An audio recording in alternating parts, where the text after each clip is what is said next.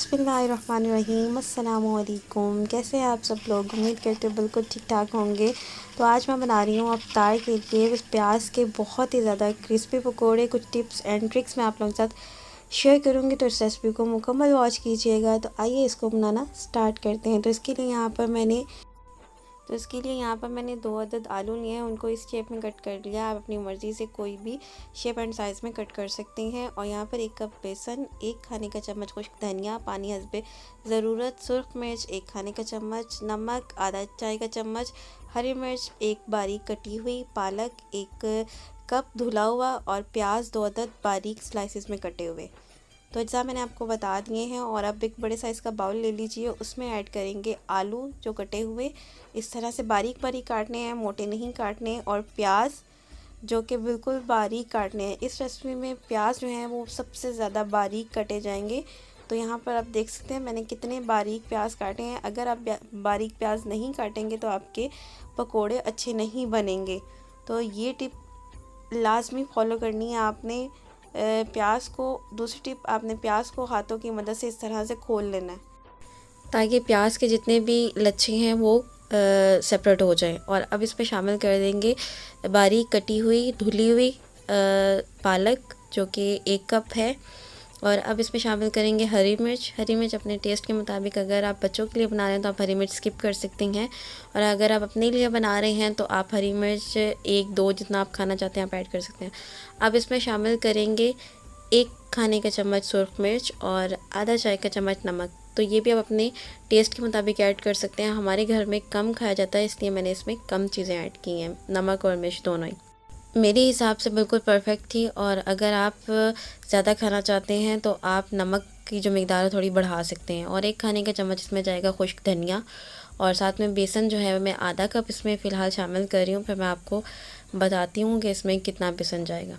तो पहली टिप, प्याज बारीक कटे होने चाहिए। दूसरी टिप, प्याज को हाथों की मदद से खोल लेना है। और तीसरी टिप जो कि बहुत ही ज़्यादा इम्पोर्टेंट है कि हमने इस बैटर को हाथों की मदद से ही मिक्स करना है, चम्मच की मदद से मिक्स नहीं करेंगे।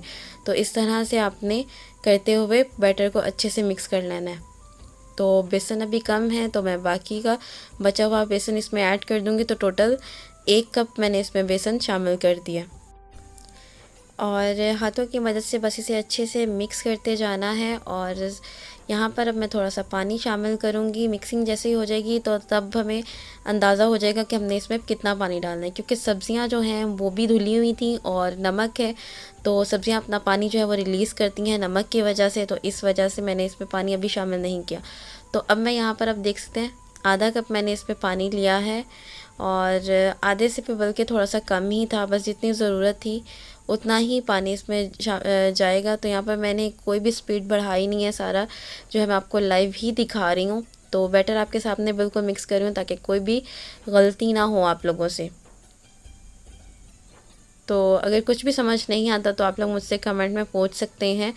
हाथों की मदद से इसे अच्छे से मिक्स करेंगे। और बैटर आप देख सकते हैं हमारा बैटर जो है वो मिक्स होने के बाद ये बिल्कुल तैयार हो गया है, और हमें और बेसन नहीं इसमें शामिल करना, वरना हमारे पकोड़े अच्छे नहीं बनेंगे।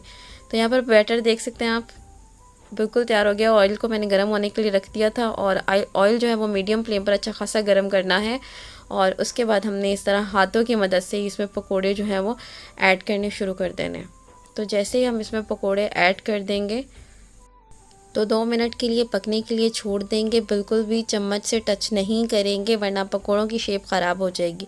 तो यहाँ पर आप देख सकते हैं पकोड़ों के ऊपर जैसे ही खूबसूरत सा कलर आना शुरू हो जाएगा एक साइड पे, तो हम इसकी जो साइड है वो चेंज करेंगे और फ्लेम को तेज़ रखेंगे, फ्लेम को हाई कर देंगे। और हाई फ्लेम पर हम पकोड़े कुक करेंगे तो बहुत ही ज़्यादा क्रिस्पी बनेंगे और इनमें बिल्कुल भी ऑयल नहीं होगा। तो यहाँ पर आप देख सकते हैं पकोड़ों का कलर जो है वो चेंज हो गया। हमने ज़्यादा कुक नहीं करने, ओवर कुक करेंगे तो ये जल जाएंगे। तो जैसे ही इनका खूबसूरत सा कलर चेंज हो जाएगा तो हमने इनको 1-2 बार उलट पुलट कर इसकी साइड जो है वो चेंज कर लेनी है। तो यहाँ पर आप इसकी लुक देख सकते हैं माशाल्लाह से कितने क्रिस्पी और कितने ज़बरदस्त लग रहे हैं।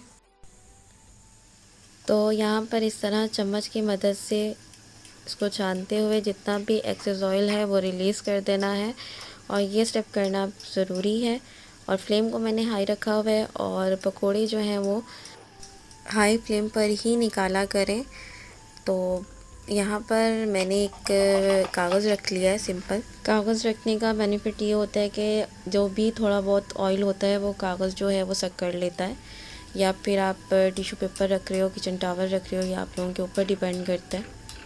तो बस यहाँ पे मैंने जो है वो पकोड़े सारे निकाल लिए थे बनाकर, और माशाल्लाह से इफ्तारी का टाइम हो रहा था तो जल्दी जल्दी से बनाना था और वीडियो भी कंप्लीट करनी थी और आप लोगों के साथ शेयर भी करनी थी। ये मज़ेदार सी रेसिपी जो हमारे घर में माशाल्लाह से डेली बनती है और इसके बगैर मेरा तो रोज़ा इफ्तार नहीं होता।